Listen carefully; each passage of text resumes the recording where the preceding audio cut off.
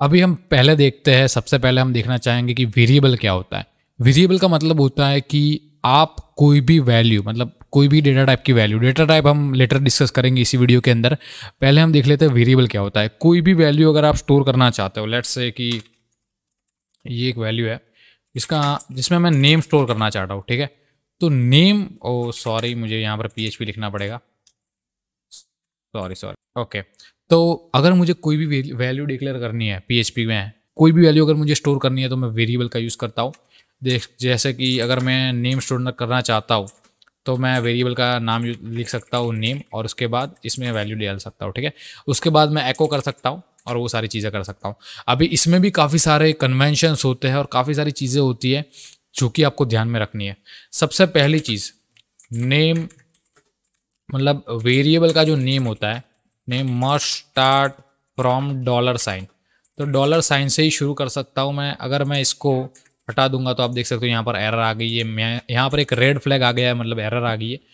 और एक चीज़, आप नंबर से स्टार्ट नहीं कर सकते, मतलब यहाँ पर आप नंबर पहला वेरिएबल का नाम नहीं लग सकते, ये बहुत ही गलत हो जाएगा, ठीक है। नंबर से स्टार्ट नहीं कर सकते। ओनली कैन कंटेन, सिर्फ अल्फ़ाबेट, नंबर और अंडरस्कोर हो सकता है वेरिएबल के नाम में, ओके। ये डॉलर के बाद की मैं बात कर रहा हूँ, ये तीन चीज़ आप डाल सकते हो। लेट्स से कि यहाँ पर अल्फ़ाबेट है, अभी मैं अंडरस्कोर 1 2 3 लिख दूंगा ना तो चल जाएगा, 1 2 3, ओके। और एक चीज़, यहाँ पर मैंने जो भी लिखा है, लेट्स से यहाँ पर मैं नेम लिखता हूँ, ये नेम, और दूसरा मैं यहाँ पर नेम लिखता हूँ जो कि कैपिटल में है, ठीक है। तो ये दोनों अलग अलग वेरिएबल है। अगर मैं यहाँ पर लिखता हूँ ऐसा, तो मैं एको करना चाहूँगा $नेम और एको करना चाहूँगा $नेम, ठीक है। तो दोनों की दोनों अलग चीज़ें हैं, मतलब दोनों सेम नहीं है। मैं इसको रन करके बताता हूँ तो आपको पता चलेगा।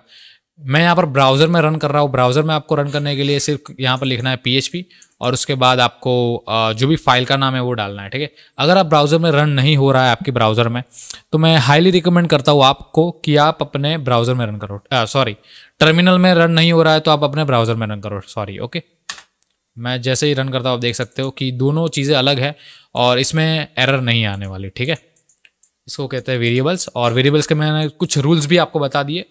अभी इन डेप्थ अगर आपको नॉलेज चाहिए तो मैं आपको नेक्स्ट वीडियोस में बताऊंगा। अभी के लिए हम डेटा टाइप पे जंप करते हैं। Hello friends, welcome to another video. इस वीडियो के अंदर हम देखने वाले हैं ऑल अबाउट PHP के डेटा टाइप्स, कौन कौन से PHP के डेटा टाइप्स होते हैं और क्या क्या काम आते हैं, सारे के सारे हम देखेंगे इस वीडियो के अंदर।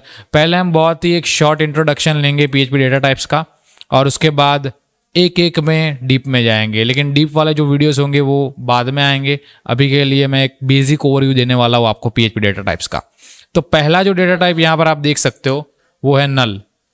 नल जो डेटा टाइप होता है that refers to null value. Null का मतलब होता है एक यूनिक वैल्यू जो कि नल है, और उसमें आपको लिखना होता है सिर्फ नल, ओके। उसको नल बोलते हैं। देखो मैं आपको बताता हूँ अपने VS कोड में जाके, यहाँ पर मैं लिखता हूँ sample.php,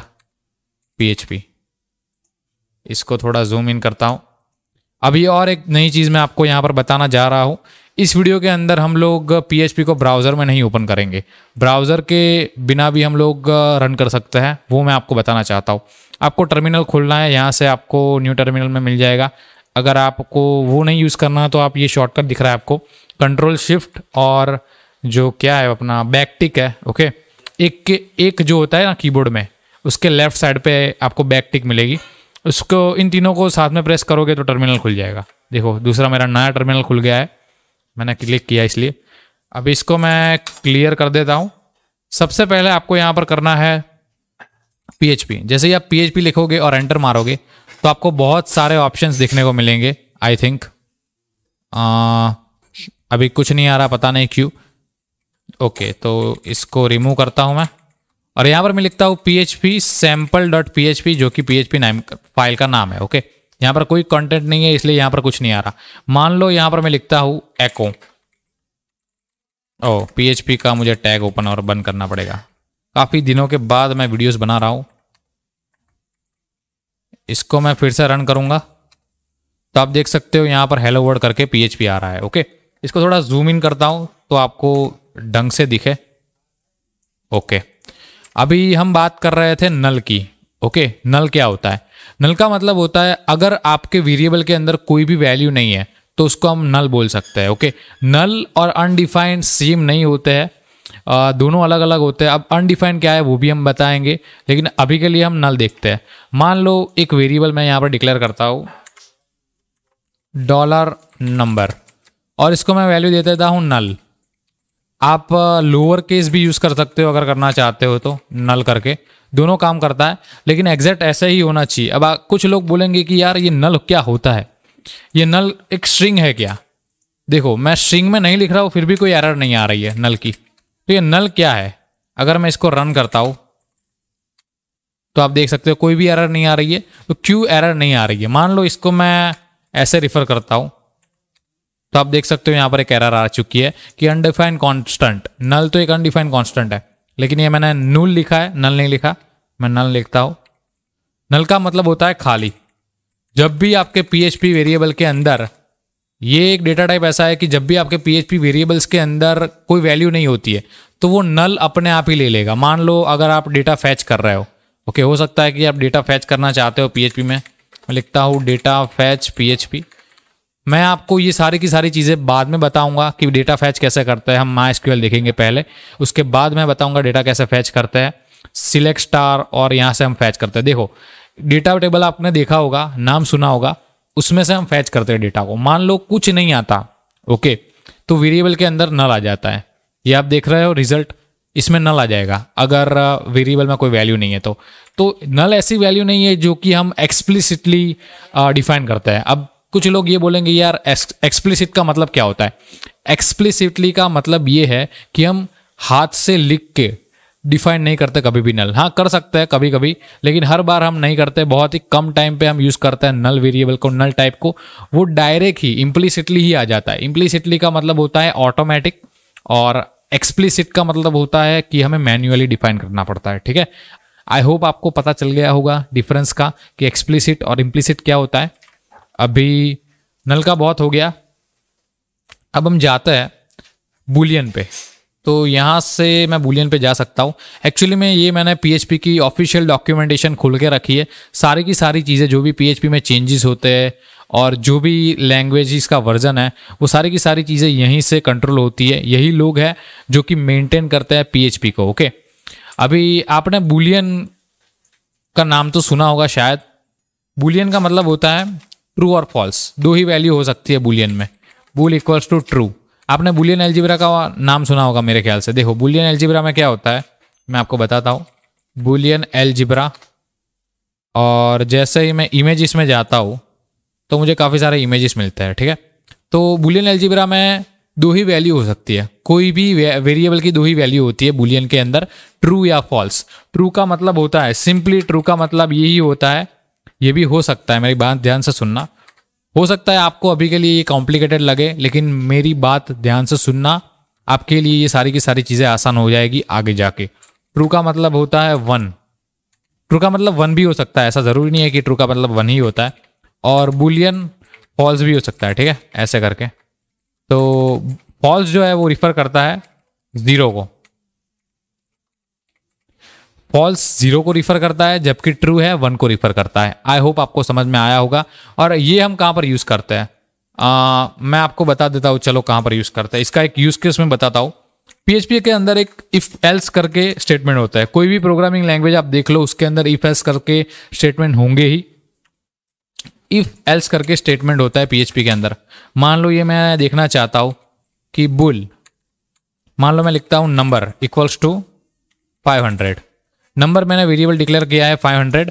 अभी मैं चेक करना चाहता हूं कि नंबर की वैल्यू अगर 400 से ज़्यादा है तो मैं यहाँ पर प्रिंट करूँगा कि यू आर एक्सेप्टेबल, अदरवाइज मैं प्रिंट कर दूंगा कि आप एक्सेप्टेबल नहीं हो। ठीक है, तो यहाँ पर मैं लिखूंगा $dollar number equals to equals to नहीं, लेस देन और इक्वल टू। ये ऑपरेटर है, आपने शायद सुने होंगे। ये एरो नहीं है, ये लेस देन और इक्वल टू करके एक ऑपरेटर आता है PHP के अंदर, जो कि मैं आपको एक्सप्लेन करूंगा लेटर। लेकिन अभी के लिए इसी से काम चला लो, ठीक है। तो यहाँ पर मैं करूँगा echo you are accepted, else part भी होता है, तो यहाँ पर लिखूंगा यू आर नॉट एक्सेप्टेड। तो ये दोनों चीज़ें हैं। तो यहाँ पर जब भी हम डिसीजन लेते हैं तो इफ और एल्स जो होता है वो ट्रू या फॉल्स में काम करता है। मतलब यहाँ पर जो इसका जो आउटपुट आता है वो होगा ट्रू और फॉल्स, दोनों में से एक ही आउटपुट आ सकता है, उससे कोई भी चीज़ अलग नहीं आ सकती इसका आउटपुट, ठीक है। तो इसके लिए हम यूज़ करते हैं बूलियन वेरिएबल्स को, ये ऑटोमेटिकली ही हमको बूलियन वैल्यू देता है। देखो मैं आपको रन करके दिखाता हूँ, ये प्रोग्राम क्लियर करता हूँ और आप देख सकते हो यू आर नॉट एक्सेप्टेड, क्यों, लेस देन और इक्वल टू, मतलब अगर 400 से नीचे है तो आप एक्सपेक्टेड हो, और अगर इसको ग्रेटर देन और इक्वल टू कर दूं तो आप देख सकते हो यहाँ पर क्या आउटपुट आ रहा है, यू आर एक्सेप्टेड। मैं इसको ब्राउजर में भी खोल सकता हूँ, लेकिन ब्राउजर में खोलने में प्रॉब्लम ये है कि मुझे विंडो शिफ्ट करना पड़ेगा, मतलब ऐसे करके ब्राउजर में फिर से जाना पड़ेगा और बताना पड़ेगा। इससे अच्छा है ये काफ़ी सही है, काफ़ी कन्वीनियंट है मेरे लिए आपको बताना, ठीक है। और ये काफ़ी सेंस भी बनाता है अगर आप देखो तो। इसको क्लियर कर देता हूँ। अभी अगर इसको प्रिंट करता हूँ, सिर्फ इसको प्रिंट करने की मैं कोशिश करूँ, अगर एक एक्सप्रेशन है, मतलब ऐसा नहीं है कि सिर्फ एक वेरिएबल है, एको से आप सिर्फ एक वेरिएबल को नहीं, काफ़ी पूरी की पूरी एक्सप्रेशन को भी आप प्रिंट कर सकते हो। मान लो मैं यहाँ करता हूँ, तो अगर आपको एक्सप्रेशन प्रिंट करनी है तो आप राउंड ब्रैकेट्स लगा दे, उसमें सारी की सारी एक्सप्रेशन आप डाल दो तो वो प्रिंट हो जाएगी, ठीक है। तो यहाँ पर ध्यान से देखना, ये जो है ना वो शायद 0 आएगा ना, ये जो है वो शायद 1 आएगा या तो ट्रू आएगा। और मैंने आपको बोला था कि 1 जो होता है ना, 1 also refers to true, okay. देखो आप देख सकते हो यहाँ पर यू आर एक्सेप्टेड और यहाँ पर 1 आ रहा है। अगर इसको मैं डॉट करूँ, डॉट का मतलब क्या होता है मैं आपको आगे समझा दूंगा, लेकिन अभी के लिए टाइम नहीं है, ठीक है। डॉट का सिंपली मतलब ये होता है कि 2 स्ट्रिंग होती है, मतलब एको को अगर आप 2 टुकड़ों में जोड़ना चाहते हो तो आप डॉट का यूज़ करते हो।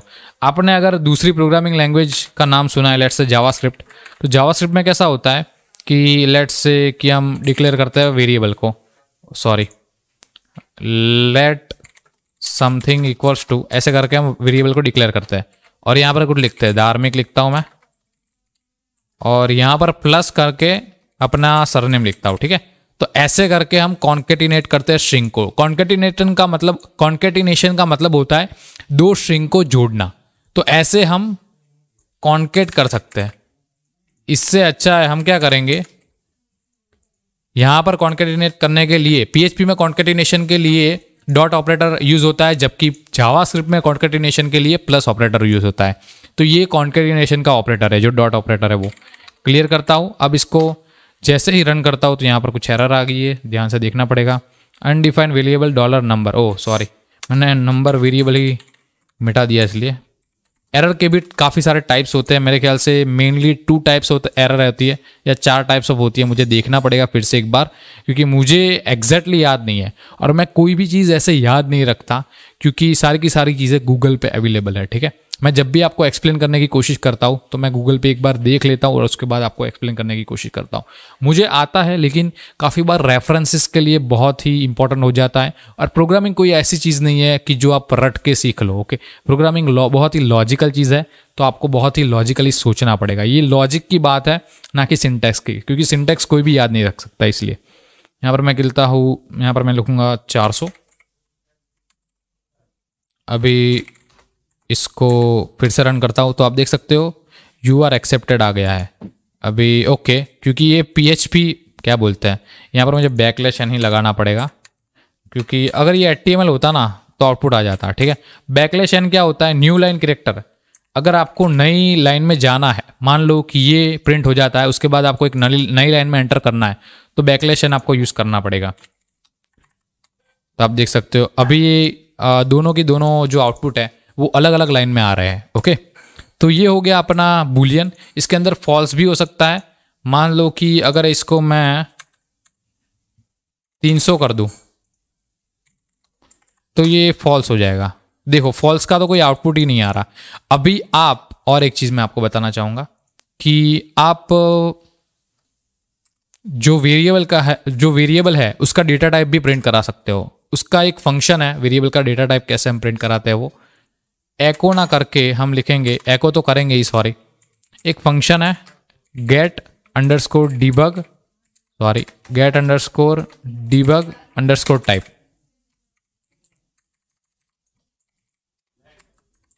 तो इससे हम लोग वेरिएबल का जो डेटा टाइप है वो भी हम प्रिंट करा सकते हैं। इसको मैं रन करूंगा तो आप देख सकते हो यहाँ पर बूलियन वेरिएबल प्रिंट हो रहा है। और एक चीज़ दूसरा भी एक मेथड है जिससे हम प्रिंट करा सकते हैं वेयर अंडरस्कोर डंप, जिससे सारे के सारे वेरिएबल को हम देख सकते हैं कि उसके अंदर कौन सी वैल्यू है और क्या क्या चीज़ें हैं, क्या क्या चीज़ें नहीं है। तो हम देख सकते हो कि यहाँ पर ये बूलियन है टाइप और फॉल्स जो है वो इसकी वैल्यू है। ओके, तो ऐसे हम प्रिंट भी करा सकते हैं। Oh sorry, okay. अभी हम जाते हैं बहुत ही इंपॉर्टेंट डेटा टाइप के अंदर जो कि है इंटीजर्स। तो इंटीजर कैसे काम करता है, मतलब इंटीजर्स क्या होता है। देखो, इंटीजर का मतलब होता है integer $a equals to, integer का मतलब होता है कोई भी न्यूमेरिक वैल्यू जो कि पॉइंट बिना की है। मान लो मैं ये लिख देता हूँ और इसको मैं स्टोर करना चाहता हूँ किसी वेरिएबल में, तो मैं लिखूंगा $num इक्वल्स टू, या फिर नंबर भी लिख सकता हूँ। ओके, तो ऐसे करके मैं स्टोर कर सकता हूँ वैल्यू को, और यहाँ पर मुझे सेमीकोलन लगाना पड़ेगा वरना एरर आएगी। तो ये जो है वो एक इंटीजर है। और अगर मैं इसको फिर से रन करूँ तो आप देखना इसका डेटा टाइप भी आएगा, और डेटा टाइप यहाँ पर मुझे यहाँ से हटाना पड़ेगा, उसके बाद ही आएगा। आप देख सकते हो यहाँ पर इंटीजर है और इसकी डेटा की वैल्यू भी आ रही है। ओके, तो इंटीजर का मतलब होता है कि कोई भी पॉइंट बिना की वैल्यू जो कि हम यूज़ कर सकते हैं वो होती है इंटीजर। और इसमें भी कुछ लिमिटेशन होती है कि कौन सा इंटीजर आप यूज़ कर सकते हो, कौन सा नहीं कर सकते हो, मतलब कितने तक इंट की मैक्स साइज़ कौन सी है और इस इंट की मिनिमम साइज़ कौन सी है जो हम यूज़ कर सकते हैं। तो यहाँ पर आप देखोगे तो आपको दोनों चीज़ें मिल जाएगी।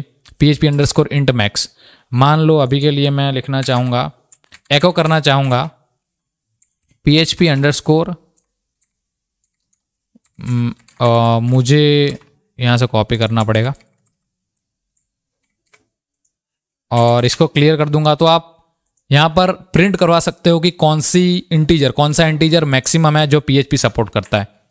अभी मैं डायरेक्टली देखता हूँ तो ये इंटीजर है वो जो PHP सपोर्ट कर सकता है, काफ़ी बड़ा इंटीजर है, हम इसको यूज़ कर सकते हैं, सबसे ज़्यादा सपोर्टेड। और यहाँ पर हम लिख सकते हैं मिनिमम, तो हम देख सकते हैं कि कौन सा मिनिमम इंटीजर है जो सपोर्ट कर सकता है। तो वो वैल्यू मेरे ख्याल से माइनस में ही आनी चाहिए।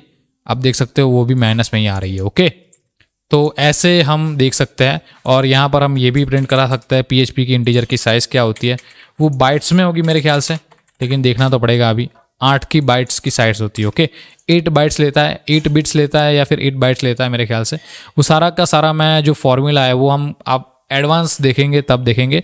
अभी के लिए आपको उतना ज़्यादा डीप में जाने की कोई ज़रूरत नहीं है, क्योंकि आप इतना भी ज़्यादा यूज़ नहीं करने वाले हो कि आप प्रॉब्लम में हो जाओ। ठीक है, आपका वैल्यू जो है वो सबसे सही से ग्रो ही ना हो, ऐसा आप इतना घातक यूज़ नहीं करने वाला, मुझे पता है इसलिए। ठीक है, बाद में देखेंगे। अभी मैं जाता हूँ फ्लोटिंग पॉइंट नंबर पे। फ्लोटिंग पॉइंट नंबर वो होते हैं जो कि पॉइंट के साथ होते हैं। पॉइंट के साथ आप कुछ भी लिख दो तो ये हो जाएगा floating point number. Okay, clear करके मैं रन करता हूँ तो आप देख सकते हो, ओह सॉरी, इसको मुझे करना पड़ेगा var_dump। वार डंप ही सही है यार, var dump। पता नहीं यार, मेरा जो ऑटो कंप्लीशन का फीचर है VS कोड में वो चल नहीं रहा, कुछ प्रॉब्लम है, मुझे देखना पड़ेगा।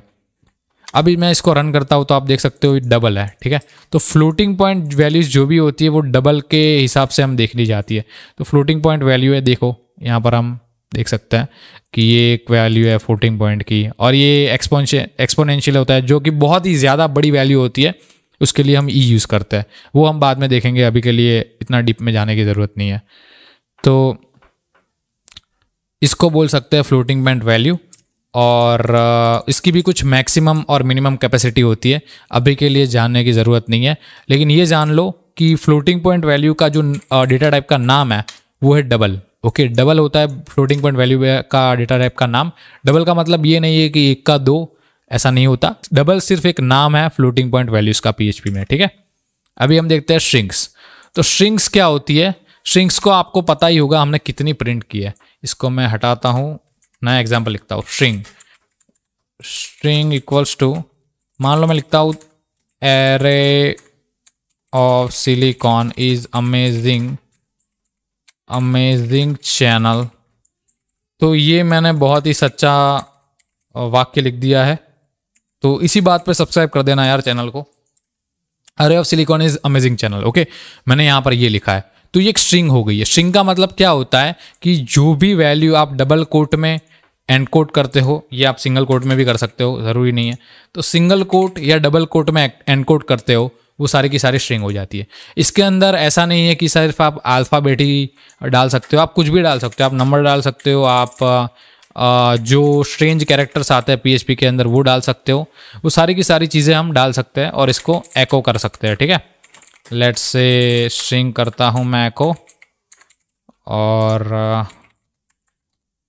आप देख सकते हो यहाँ पर अरे of silicon is amazing channel, और ये सारा जिब्रिश जो भी हमने लिखा था वो आ गया, ठीक है।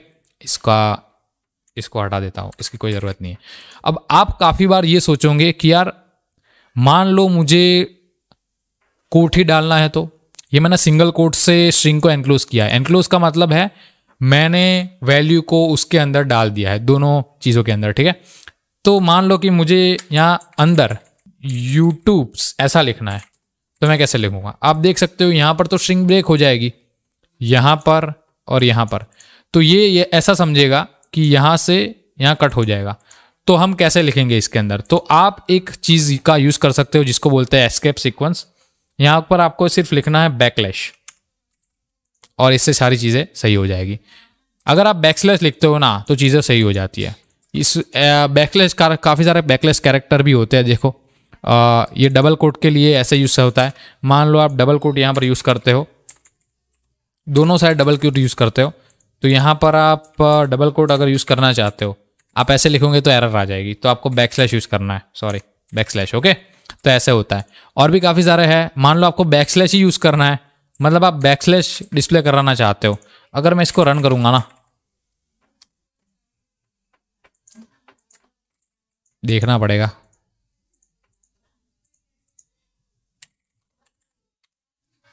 तो आप देख सकते हो यहाँ पर बैकस्लैश हो रहा है, ठीक है। अभी मैं दूसरा बैकस्लैश लगाऊंगा तो आप देखना क्या होता है, तो एक बैकस्लैश आ रहा है, ठीक है। तो एक बैकस्लैश के लिए हम दूसरा बैकस्लैश यूज़ कर सकते हैं, डॉलर साइन के लिए भी यूज़ कर सकते हो, और भी काफ़ी सारे चीज़ें होती है। मान लो एक बहुत ही इंपॉर्टेंट मैं आपको बताना चाहूँगा, लाइन ब्रेक के लिए बैकस्लैश एन यूज़ होता है। मैंने अभी अभी आपको बताया था, फिर भी एक बार आपको बता देता हूँ। इसको बोलते हैं escape sequence, okay. Double coated में होता है एस्केप कैरेक्टर्स, एस्केप सीक्वेंस भी आप बोल सकते हो। क्लियर करूँगा, और PHP तो यहाँ देख सकते हो कि यहाँ पर लाइन जो है वो ब्रेक हो गई है, ओके। लाइन काफ़ी सही से ब्रेक हो गई है, और ये लाइन ब्रेकिंग के लिए काफ़ी काम आता है। मान लो इसको थोड़ा ऐसा कर दूंगा, तो ये जो आउटपुट यहाँ पर आपको स्पेस दिख रही है वो हट जाएगी, देख सकते हो आप, दोनों सही से आ रहा है। तो ये हो गई स्ट्रिंग। और एक चीज़, मान लो आपको दो स्ट्रिंग को जोड़ना है, मैं लिखता हूँ सेकंड अंडरस्कोर स्ट्रिंग, ठीक है। और यहाँ पर मैं लिख सकता हूँ ये स्ट्रिंग, और दूसरी भी एक स्ट्रिंग है उसको मैं जोड़ना है, मतलब कॉन्केटिनेशन करना है, दोनों को स्ट्रिंग को जोड़ देना है। तो आप कैसे जोड़ सकते हो? मैंने आपको अभी अभी बताया था, आप डॉट ऑपरेटर से दोनों स्ट्रिंग को जोड़ सकते हो। यहाँ पर मैं लिखता हूँ हेलो देयर, और ऐसे करके हम लोग जोड़ सकते हैं, ओके। अभी मैं सेकंड स्ट्रिंग को आउटपुट कराना चाहूँगा, सेकंड अंडरस्कोर, और इसको मैं क्लियर करना चाहूँगा। अभी देखो तो आप देख सकते हो कि हेलो देयर भी यहाँ पर आ जाएगा, क्योंकि मैंने कॉन्केटिनेट किया था इसलिए, ओके। तो ये हो गया स्ट्रिंग के मामले में सारी की सारी बातें। अब हम जाते हैं इंट्रोडक्शन में, तो देखता हूँ और कौन कौन सी चीज़ें रह गई है। तो एक अरे रह गया है। अरे बहुत ही मज़ेदार चीज़ है, क्योंकि हम बहुत ही यूज़ करेंगे अरे का। अरे ये क्या होता है कि मान लो एक लिस्ट ऑफ वैल्यू है, बहुत सारी वैल्यूज़ है, एक वैल्यू नहीं है, बहुत सारी वैल्यू है, उसको हमें स्टोर करना है। तो हम बेसिक सी चीज़ है कि हम वेरिएबल का तो यूज़ नहीं करेंगे, ये मानते हैं कि 1,00,000 वैल्यू है, ओके। 1,00,000 वैल्यूज़ को हमें स्टोर कराना है, अलग अलग वैल्यूज़ है। 1,00,000 कस्टमर है, पहले का नाम है धार्मिक, दूसरे का नाम है जय, तीसरे का नाम है आयुष। तो ऐसी काफ़ी सारी वैल्यूज़ है, इसको हमें स्टोर कराना है। तो हम कैसे कराएंगे इसको स्टोर? इसको स्टोर कराने के लिए हम लोग यूज करते हैं अरेज। ओके, अरेज यूज करते हैं। अरे कैसे बनता है मैं आपको बताता हूं। आपको लिखना है डॉलर और वेरिएबल का नाम लिखना है माई फर्स्ट अरे इक्वल्स टू, 2 आर आ गए हैं लेकिन कोई बात नहीं, वैसे उससे फर्क नहीं पड़ता। और यहां पर आपको लिखना है अरे। ऐसे करके आप अरे बना सकते हो। ये एक मेथड नहीं है, काफ़ी सारी मेथड हो सकती है अरे बनाने की। लेट से मैं लिखता हूँ धार्मिक, उसके बाद मैं लिखता हूँ जय, उसके बाद मैं लिखता हूँ मितेश, उसके बाद मैं लिख सकता हूँ कुछ भी और, जैसे कि जय मितेश धार्मिक, और भी काफ़ी सारी चीज़ें लिख सकता हूँ। मैं आयुष लिख सकता हूँ, ठीक है, मैं चैताली लिख सकता हूँ, ओह सॉरी। तो ऐसे करके मैं ये वेरिएबल को ये एरे को इनिशियलाइज कर सकता हूँ, ठीक है। अभी मुझे अगर प्रिंट करना है, मान लो मुझे पहली वैल्यू प्रिंट करनी है, तो एक और चीज़ मैं आपको बता देता हूँ। अरे जो होता है ना वो 0 इंडेक्स से स्टार्ट होता है। तो 0 इंडेक्स से स्टार्ट होता है, इसका मतलब क्या है कि मुझे पहली वैल्यू अगर निकालनी है ना, मान लो कि यहाँ पर मैं लिखता हूँ डॉलर माई फर्स्ट अरे, अरे यार इसमें प्रॉब्लम हो रही है, माई फर्स्ट अरे, और यहाँ पर मैं फर्स्ट वैल्यू को डिस्प्ले कराना चाहता हूँ। तो मैं अगर 1 लिखूंगा ना, तो आप देखना क्या आता है। मैं जाता हूँ डायरेक्ट अपने टर्मिनल के अंदर, क्लियर करता हूँ और यहाँ पर आप देख सकते हो यहाँ पर जय प्रिंट हो रहा है, ठीक है। इसको मैं निकाल देता हूँ अभी के लिए, वरना आपको कन्फ्यूजन होगी। क्लियर कर दूंगा और आप देख सकते हो यहाँ पर जय प्रिंट हो रहा है। तो मैंने 1 लिखा तो जय प्रिंट हो रहा है, और जैसे ही मैं 0 लिखूंगा तो मेरा नाम प्रिंट हो जाएगा। क्लियर, अभी देखता हूँ, तो आप देख सकते हो मेरा नाम प्रिंट हो रहा है धार्मिक। ओके, तो ये ऐसे करके आप सारे के सारे वेरिएबल्स को, मतलब सारे के सारे, बहुत सारी अगर वैल्यूज़ होती है तो इसको आप डाल सकते हो एक ही वेरिएबल के अंदर। ओके, वैसे आप काफ़ी सारी चीज़ें डाल सकते हो। लेट से ऐसे करके वैल्यूज़ आप काफ़ी सारी स्टोर कर सकते हो। ऐसा नहीं है कि सिर्फ आप स्ट्रिंग का ही अरे स्टोर कर सकते हो, आप नंबर डाल सकते हो, आप ट्रू डाल सकते हो, आप फॉल्स डाल सकते हो, उसके साथ आप नल डाल सकते हो।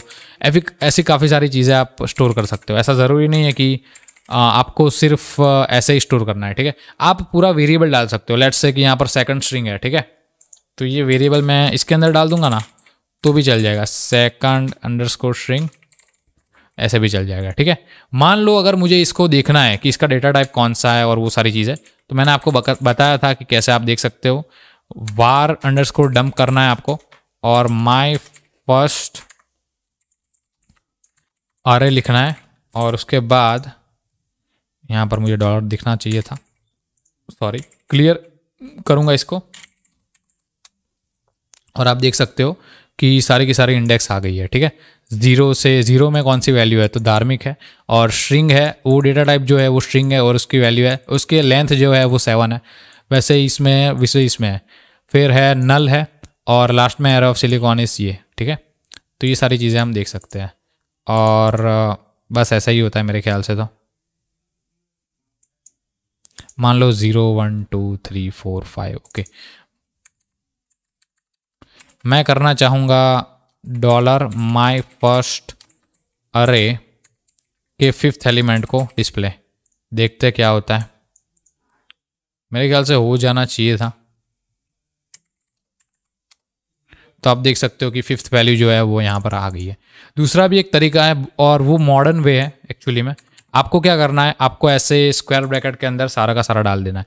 अभी अरे की बात हो रही है मेरे भाई, तो मेरी चैनल का भी नाम है अरे ऑफ सिलिकॉन, और आपने देखा होगा कि मेरे लोगो में भी ऐसा ही सेम टू सेम निशान, मतलब ऐसा सेम टू सेम साइन आपको दिखने को मिलेगा। वो मैंने यहीं से इंस्पायर होकर लिया था, ठीक है। यहाँ पर मैं लिख सकता हूँ धार्मिक, यहाँ पर मैं लिख सकता हूँ गोहिल, और ऐसे करके मैं वैल्यू असाइन कर सकता हूँ। अरे के भी काफ़ी सारे टाइप्स होते हैं, ये इंडेक्स अरे की बात हो रही है। और दूसरा जो टाइप है वो होता है एरो, जो एसोसिएटिव अरे होता है। एरो ऑपरेटर का हम यूज़ करके डिक्लेयर कर सकते हैं, ठीक है, जिसमें की और वैल्यू पैर होती है। अभी के लिए उसकी टेंशन मत लो, मैं आपको वो बाद में दिखाऊंगा। अभी कौन सा और चीज़ रह गई मैं देख लेता हूँ एक बार। लेकिन ये बात ध्यान रखना, ये बहुत ही मतलब कॉमन चीज़ है। अरे तो बहुत ही ज़्यादा कॉमन है प्रोग्रामिंग में, बहुत ही ज़्यादा हम यूज़ करते हैं प्रोग्रामिंग के अंदर। तो इसका जो नाम होता है, मतलब इंडेक्स ऑफ अरे स्टार्ट्स फ्रॉम 0, ये बात बहुत ही ज़्यादा इम्पॉर्टेंट है, इसको रिमेंबर करना या फिर लिख दो अपने नोट्स में। लेकिन ये बात याद रखना, ठीक है, कि अरे की जो इंडेक्स होती है वो स्टार्ट होती है 0 से। और भी काफ़ी सारे हैं, जैसे कि ऑब्जेक्ट है, कॉलेबल है, रिसोर्सेज है, लेकिन अभी के लिए मैं उसके अंदर नहीं जाना चाहता। नेक्स्ट वीडियो में हम देखेंगे इफ एल्स और फॉर लूप्स के बारे में हम बात करेंगे। वैसे अगर आपको ये वीडियो बहुत लंबे लग रहे हैं तो मैंने एक शॉर्ट वीडियो भी बनाया है जिसमें मैंने मतलब जितनी भी बेसिक जो चीज़ें हैं PHP की वो बहुत ही फास्टली कवर करने की कोशिश की है। वो वीडियो है 1 घंटे का, मैं आपको डिस्क्रिप्शन में लिंक दे दूंगा और अभी आपको अपनी स्क्रीन पे कार्ड भी दिख रहा होगा, ठीक है, राइट साइड ऊपर। तो 3 डॉट पे क्लिक करके भी आप जा सकते हो उस वीडियो को अगर देखना है तो, ठीक है। Thank you for watching this video, I hope you like it.